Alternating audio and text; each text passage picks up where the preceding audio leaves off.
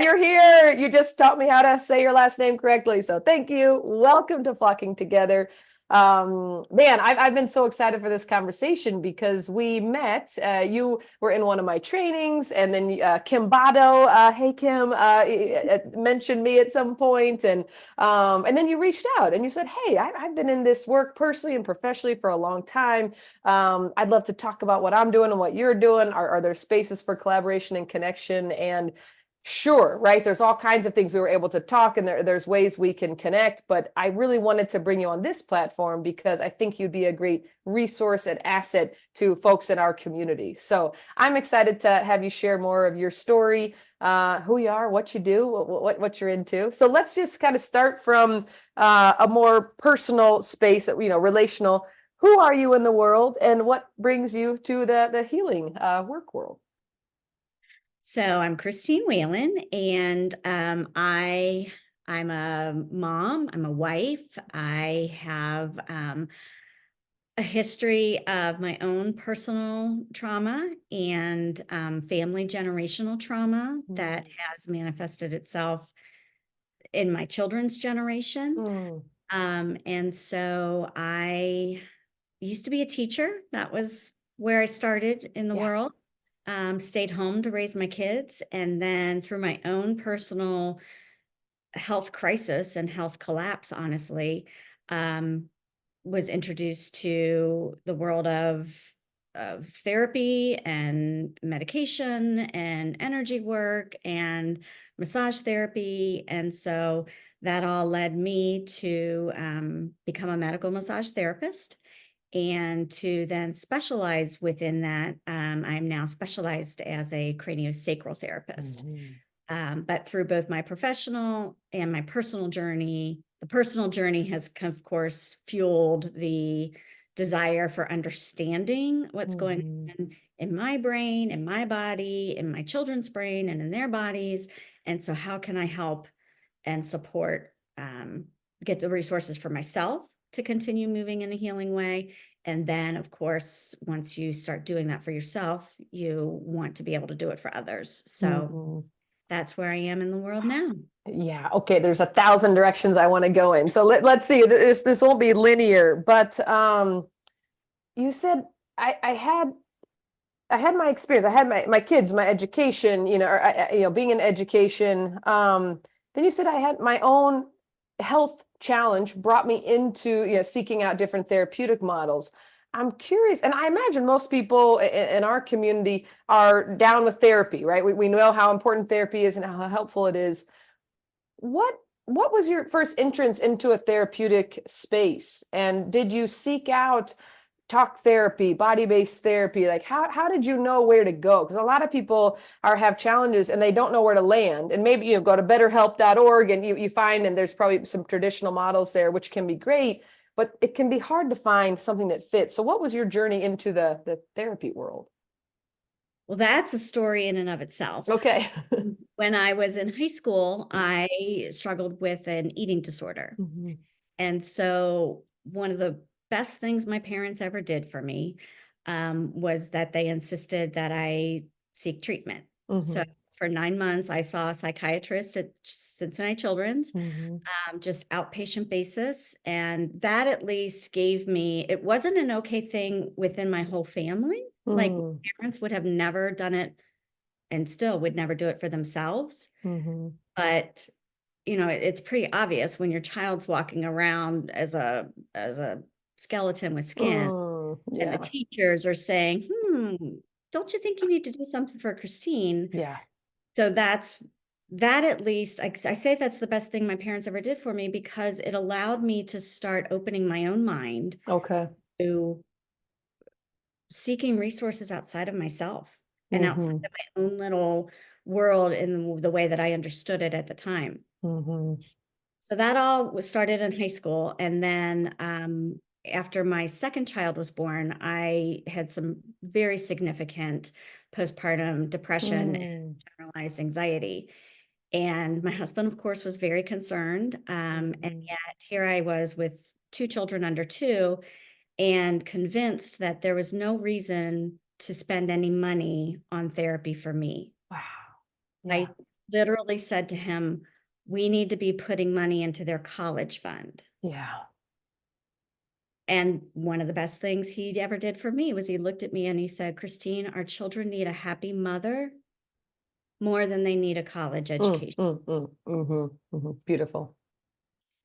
So my compromise, my agreement was that I would go to the 10 free sessions that he had through his employee assistants. Uh-huh.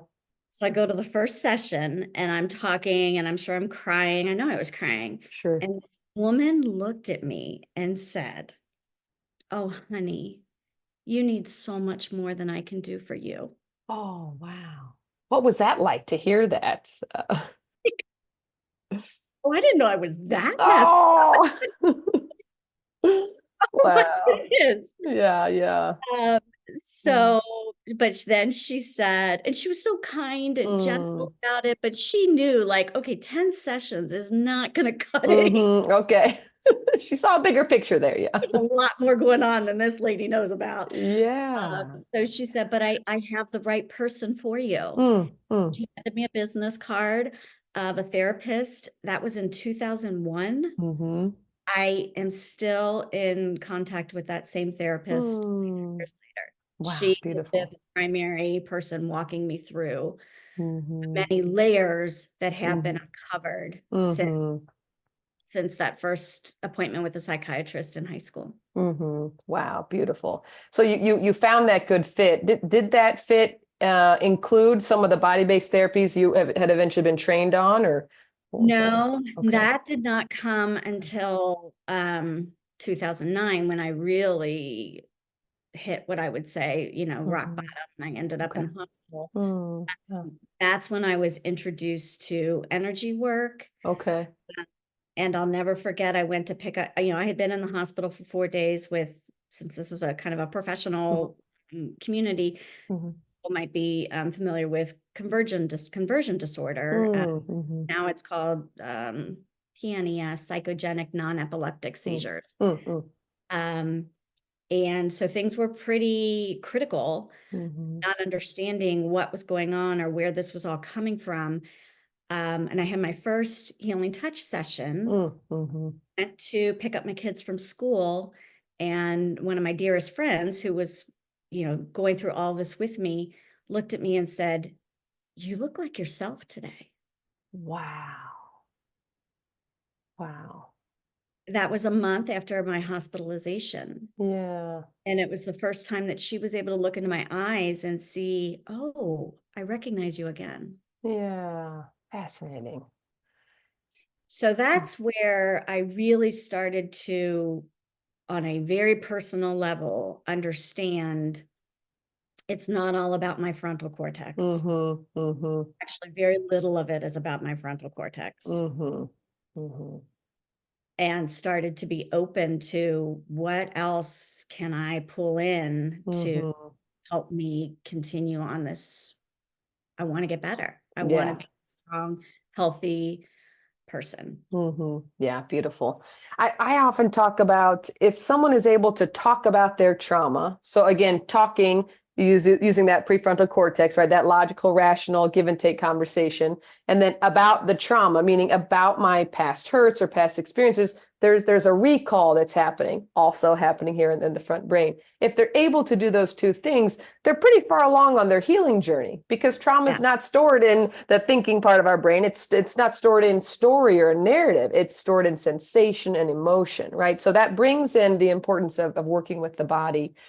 I'm curious, and we can acknowledge that there are many lenses through which we can look at our life and our stories and our experiences for that healing journey. But if you focus on the body-based piece, this is not a good interview technique. I have multiple questions in one, but why the body? Can you bring me into, and if you kind of jump now to your experience as offering body-based supports, why the body? And then can you unpack some of those approaches, the healing touch, the craniosacral therapy? Can you do a little deeper dive? Because I've even found myself in sessions naming, hey, look for someone who does craniosacral therapy, look for someone who does healing touch, but I'm kind of leaving it at that. I'm not going the deeper, what are those modalities? So if you could, why the body, and then what are these specifically two approaches that you would speak to?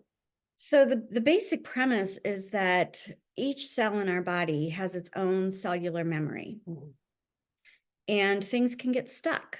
Mhm. And I kind of give the analogy of like if you're playing pool and you go to hit the ball and then you don't do the follow through. Mm. Your body is like stuck at that point of impact Mm. Mm.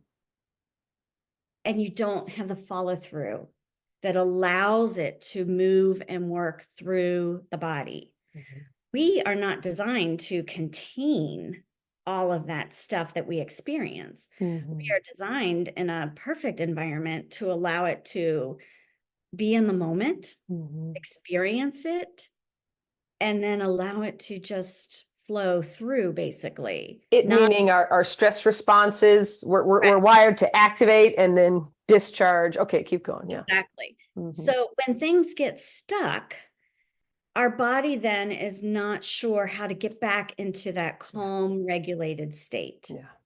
And so things like our cortisol level stays elevated. Mhm. Things like our amygdala stays set in a much more sensitive place than Mhm. is really helpful to us on a daily basis. It was helpful to us at that time of a traumatic experience, but for that amygdala to stay in that hypervigilant state Mhm. is not a helpful functional way to keep moving through this world. Right. Mhm. And yet, if all we're doing is talking about it, that's not really getting into the deeper levels of tissue, cellular memory that are really there. And Mhm. that's when we talk about how stress is so harmful to our health. That's why. Mhm. We're designed to live to be able to manage a certain amount of positive or tolerable stress, Mhm. because otherwise we wouldn't get up out of bed in the morning if we didn't Mhm. have something that was like, okay, now your hormone levels are indicating it's time to get up and go do something with your life. Mhm. We didn't have that kind of like just normal, healthy, tolerable get up and go. Right. We wouldn't get up and go anywhere. Right. But Be chilling. Yeah. if if the opposite is true, Yeah. we are constantly being sent these messages to every cell and every neuron and every blood vessel and every organ that we have got to stay in this protective fight, flight, Yeah. freeze, fawn kind of state. Mhm. Our body doesn't know how to start coming down from that in Mhm. the modern world. When it Mhm. was literally a tiger was chasing you Yeah. and the tiger is no longer chasing you, okay, you can take a deep breath. The tiger's Mhm. gone. Mhm. Mhm. But if a child is living in an Mhm. abusive environment, how do you know when the tiger's gone? Yeah. Yeah. If you are in a any kind of other, you know, traumatic or extraordinarily toxic, stressful situation, how do you know? And I just want to pick that word no, right? When in our society we say no and we think, what do we know in our brains? And what Right. you're speaking to is what do we know in our bodies? And our How does the bodies know amygdala so much. Yeah, yeah. bodies know so much? How does Yeah. our amygdala, which is not part of the verbal brain, it's Right. not part of the rational brain. Yeah. So when people say things like, this sounds so crazy, but I still can't get over it. Hmm. No, that doesn't sound Makes a crazy. lot of sense. Yeah. It makes a lot of sense. I always tell people, of course it's not rational. They're like, I Yeah. sound so rational. That's okay. Yeah. Because Yeah. it's not your rational brain Right. or experience that needs attention, Hmm. needs Hmm. care, needs Hmm. soothing, Hmm. needs to be able to say, you are safe. Mm. Felt sense of safety Yeah. means not just, oh, I'm sitting here and I know really if as an adult, as a 52-year-old woman, I Hmm. know that I'm safe. Hmm. Hmm. But if I'm sitting in a position that in my body reminds me of maybe a position Hmm. or an environment that deeper in Hmm. has a correlation that has been connected on a neural pathway, Hmm. then that's the part that needs the attention and the calm and the soothing. Yeah. So bring me right there. Let's take both healing touch and craniosacral therapy. Let's start with healing touch. And what I'm hearing is these two modalities, the outcome is more awareness, connection, soothing, calming, felt safety in our body. Right. So that's where we're going. How do we get there with healing touch? And what is healing touch? So healing touch, it's going to sound kind of out there to a lot of people. Let's go. Let's get out there. So I was in college, I was pre-med. So I took Cool. all the biology, all the chemistry. So the way that I explain healing touch to people is if you look at the three natural sciences of biology, chemistry, and physics, the biology looks and says, with my eyes, I can see that you have a haircut a certain way. I can see that your hands are folded a certain way. That's kind of what we can, like, our biology, that really, the outer level, kind of, like the physical touch. Yeah. You go into chemistry, the biochemistry, I would need blood work or a microscope to be able to see like what's going on a biochemical level within your body. Physics is all about energy and weights and energy that is restricted or stopped and energy that needs to be able to continue to allow flow, to allow through. So healing touch is an energy work. It is, it's founded in the American Holistic Nursing Association. So it's founded in the medical world. And it is it's a standardized curriculum. If you go to anywhere in the world and you take a healing touch, a specific healing touch class, you're going to have the same curriculum wherever you go. Yeah. Okay, cool. Yeah. So to me, that gives it more validity and credibility that there is this standardized curriculum, and these standardized techniques that we are being taught, just like you would be taught how to take someone's blood pressure or taught how to sense someone's energy, tune into someone's energy level. So the point with that is that, again, we can hold things maybe in our heart space or in our abdominal space. And so, those are the things, again, when we talk about stress, where does it go? It goes to our heart or our gut. And so when we're able to create that safe time and space for the entirety of the body, mind, spirit to allow things to come up and allow things to go. Come up and come out. Up and come out. Yeah, nice. And then the second piece of it is once something's up and out, then fill it with healing peace. Okay. It is, these are my favorite things to do.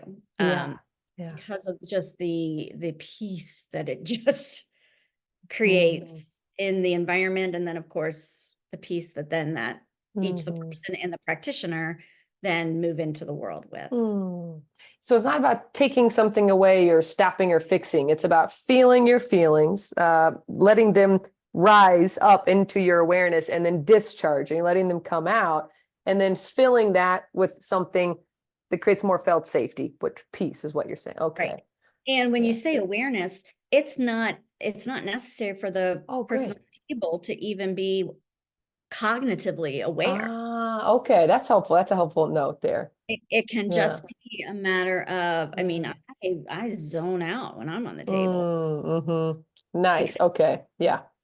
That analytical part getting out of my mind then allows the body to do what it needs to do. Yes, beautiful. And it's not out there, it's physics, as you said. So I love that you brought us into those three sciences. That was really helpful.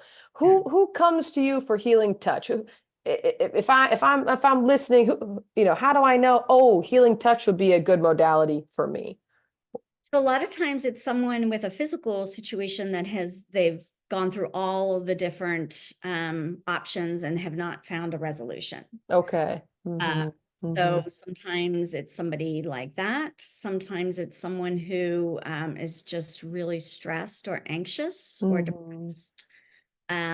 Sometimes it's just like, I mean, it's kind of like massage, like to be a healthy person in the world, you Mm-hmm. need a tune-up every once in a while. Yeah. Mm-hmm. Sometimes it's just someone who wants to feel that and get back to that place of being centered and grounded. Okay. What about physical ailments like stroke or car accident, something happen, things like that, where, like you said, maybe we've tried different Western medical models. Would someone who experienced that benefit from healing touch? Yes. Yeah. Wow. It's very helpful with pain relief. Okay. Yeah. So yeah, things that the other pain options have not been able to get to, Mm-hmm. healing touch can often bring significant Mm-hmm. healing touch. There are no real significant contraindications, and it can be done. Mm-hmm. Um, I've done I've because you need um I've not had a lot of experience with very young children. And Okay. I Mm-hmm. wouldn't say like, but Mm-hmm. theoretically, Mm-hmm. you can do healing touch all the way from the NICU to hospice care. Mm-hmm. Okay. I've done Yeah. touch in hospice care, and Yeah. it's a beautiful experience. Wow. Wow. Well, that kind of brings me to then craniosacral therapy, because that is something that has been used on infants or small babies, right? Or I saw something recently around if you have a colicky baby, Yes. craniosacral therapy. So let's pivot then to that as a modality, as a practice, and tell me more about it, especially for folks who've never even heard of that before. Yeah. So craniosacral therapy is it came as an outgrowth of osteopathic medicine. Okay. The kind of the founder of the technique and the modality is Dr. John Upledger, who was an osteopathic physician. Mm-hmm. And it again as a worldwide organization. And if you take craniosacral 1 in Cincinnati, you're going to get the exact same class as if you take Mm-hmm. craniosacral 1 in Italy. I mean, it's Mm-hmm. that standard curriculum that I believe is gives it that level of credibility. Mm-hmm. And so most people, if you say like cerebrospinal fluid, people are like, what are you talking about? If you say like, have you ever heard of spinal tap? Mm. Oh, okay, I think I know what she's talking about. Mm-hmm. So craniosacral therapy works with the spinal fluid that Oh, goes okay. from the deepest part of our brain, starts the, washes all over our brain, goes all the way down the dural tube to the sacrum, and then comes back up. And it Okay. has its own rhythm, just like our respiratory rhythm or our pulse. It has its own Mm. rhythm, and that rhythm can be healthy or unhealthy. Mm. Mm. And so the practitioner is going to do a variety of very, very gentle, subtle techniques to Mm. help the system, the rhythm, get back into balance. Mm-hmm. Some of the Mm. things, again, it can be used for a wide variety of physical ailments. I just had a client on the table the other day who he couldn't figure out for how many years he had this neck pain that nothing was Mm. happening. And so this was his third session, and we got to this point, and I said, have you ever like had a really bad fall? And Mm. yeah, 15 years ago, I had this massive fall. I landed on the back of my head. I'm like, I think we figured out The what's root. causing your neck issues that nothing else has gotten to. And Yeah. it's because we've got the cranial bones that are Yeah. all not 100% fused together. Mm. And then the intracranial bones. And if something just gets the slightest bit Mm. out of balance, or the meningeal membrane gets kind of caught on a bone and things Mm. get the slightest bit out of balance, it can create a whole host of issues. Mm-hmm. So that's kind of physically. Yeah. I'm always drawn to the nervous system Yeah. Mm-hmm. and again, like healing touch, craniosacral is a very effective, safe, gentle Mm. approach to retraining that nervous system, Mhm. and a nervous system that stays in that hypervigilant state. Mm. It's a way of actually getting to the actual nervous system and saying, it's okay. We're going to remind you that you do have a parasympathetic system. Mhm. Yeah, nice. Yeah. We're built to go in between the sympathetic and the parasympathetic nervous systems, Mhm. literally with every breath. Every Mhm. Mhm. inhale is Right. the sympathetic, every Right. exhale is the parasympathetic. Yeah. We live in a world where we haven't taken care of reminding our bodies Mm. have a parasympathetic nervous system. Wow, I love that. Yeah. And that is what these other modalities, for me, fundamentally, that's my goal. Mm. Help myself and others remember, Mm. retrain, and give practice. We live in our world where our sympathetic nervous system is constantly getting Mm. practice and is overworked. Mhm. These Mhm. techniques allow, and there are other techniques, of course, Mhm. but just that awareness of you can talk and talk and talk and talk till kingdom come. And believe Yeah. me, I have in therapy. Yeah, yeah. But Yeah.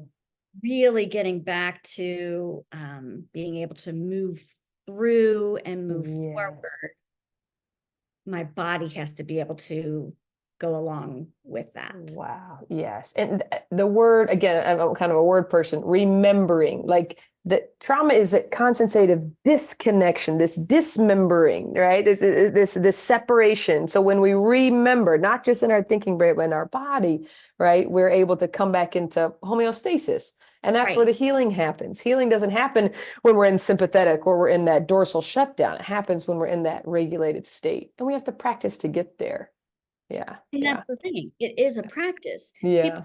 can be like, well, how, I mean, the trauma didn't stop as a child. Mm, Now, mhm, my son, because of the generational sexual abuse that mm, continued on through my son, mhm, after 8 years of crisis mm, treatment for him, sadly, he ended up dying by suicide. mhm. And so the crisis and the trauma, Yeah, those things don't, we can't control those things. Those things are going to, yeah, yeah, yeah. life is going to continue to be hard, Mhm, but we can continue to practice mhm, to remind our bodies to mhm, remember mhm. this moment, this exact moment, we are safe.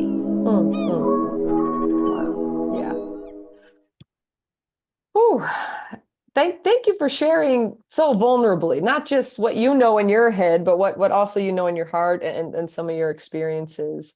I can tell where you would be a gift for people, not just with the craniosacral therapy, the healing touch. You said also you're a massage therapist. And while I like that none of these modalities rely on the talk space for our outcomes, you also have a way of communicating and describing and bringing someone in with your words around what is happening and what's going on. And I imagine if someone were to share, that helps you, but you're not dependent on it, which is really cool, especially Yeah, for folks who don't remember, right? If we dissociate or things happen before we had our conscious brain online, you're able to work with the nervous system in front of you, not the narrative. exactly. Yeah, Yeah. yeah. And that sometimes creates a safer space for people as well who maybe Mhm, aren't able yet for whatever mhm. reasons, or are safe enough yet for Yeah, whatever reasons, to give voice, to exactly. really verbalize what is going Hmm. on. Hmm. And, my gosh, it's a journey. Hmm. Like Hmm. different modalities are going to be helpful at different points along the way. Yes. Yes. So Hmm. that's what I just want people to be introduced to. Hmm. Hmm. That I would never say you don't need talk therapy or Okay. need Yeah. talk Yeah. therapy. Yeah. I would never say that. Yeah. Yeah. I would never say when it's appropriate. If you and your treatment team feel like you need medication, Yeah. absolutely, like Sure. every Sure. thing of this has its time and place. Yeah. And Yeah. so to just be able to open up to the possibility that taking care of the body has a time and place Mm-hmm. in that overall journey. Yeah. Oh my gosh. Well, listen, we're almost at the end, but I have a burning question, which might be a whole other conversation, but let's see what we can do here. You said you spent the first part of your career in education. Mhm. So I'm curious what you know now around how important it is to include the body in the healing journey. What would you tell your younger self as an educator? How Mm. what that meant to be in the classroom and to see these little bodies, constricted or moving or going. And of course, in our culture, we have so much. You can go to recess when you learn how to sit still. It's like, no, I need Mhm. recess to be able to sit still, or stop fidgeting, or stop talking. What if I'm more body minded? How does that influence me as an educator?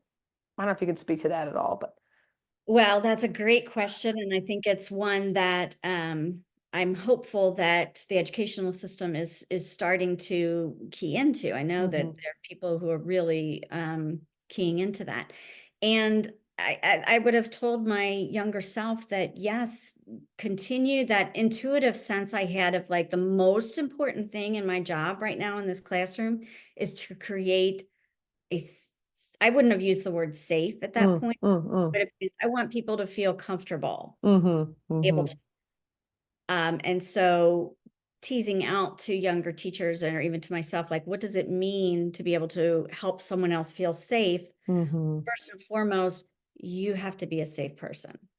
Bingo. Wow. That's a tall order for a 23-year-old teacher. Heck, well, any teacher, Lori DeSchultz, who I super admire, and I to talk to one day, and these platforms talks about we can't keep harping on teachers. Be the safe person. Be the safe person when they're in unsafe systems, Right. right? So we need a whole systemic shift in structure. How do we create the structures that allow educators to come in with centering felt safety first, their own and others in their classroom, not just physical safety, but like we're saying, the felt safety. Right.